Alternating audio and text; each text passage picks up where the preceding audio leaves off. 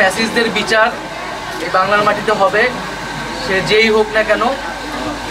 আমরা আইন শৃঙ্খলার পরিবেশ ধীরে ধীরে কিন্তু ফিরে আসছে এবং সেনাবাহিনীকে ম্যাজিস্ট্রেসি ক্ষমতা দেওয়া হয়েছে যাতে এই কার্যক্রমগুলো দ্রুত হয় এবং সারা দেশে যে মামলাগুলো রয়েছে অনেকগুলো মামলাই আসলে আবার গ্রহণযোগ্য নয়।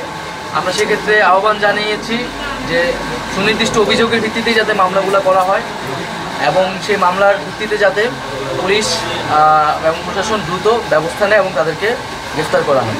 আমাদের তো 6টি সংস্কার কমিশন হয়েছে, এই কমিশনগুলো গতকাল বৈঠকও হয়েছে।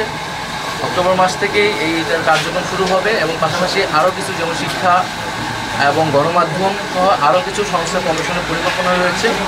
এই কমিশনগুলো অংশীজনের সাথে আলোচনার মাধ্যমে, অভিজ্ঞ এক্সপার্টদের সাথে আলোচনার মাধ্যমে রূপরেখাটি তৈরি করবে এবং সকল রাজনৈতিক পক্ষ, সামাজিক পক্ষগুলো মিলেই আমরা কিন্তু এই রূপরেখা অনুযায়ী সংস্কার কার্যক্রমগুলো অনুযায়ী কার্যক্রম শুরু হবে।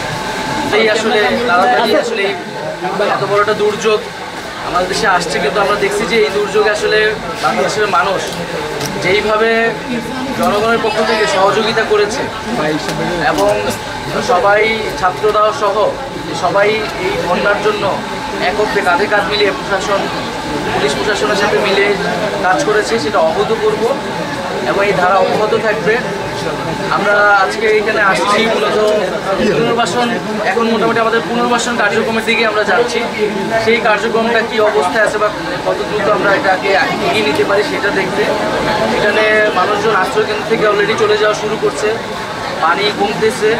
লক্ষ্মীপুর জেলায় যতটুকু শুনলাম একটু দেরিতে কমতেছে, কারণ এখানে খালগুলো দখল হয়ে গেছে। সেই খালগুলো যদি খনন করা যায় তাহলে দীর্ঘমেয়াদী এটা একটা সুরাহা হবে, সেই বিষয়ে আমরা দেখব।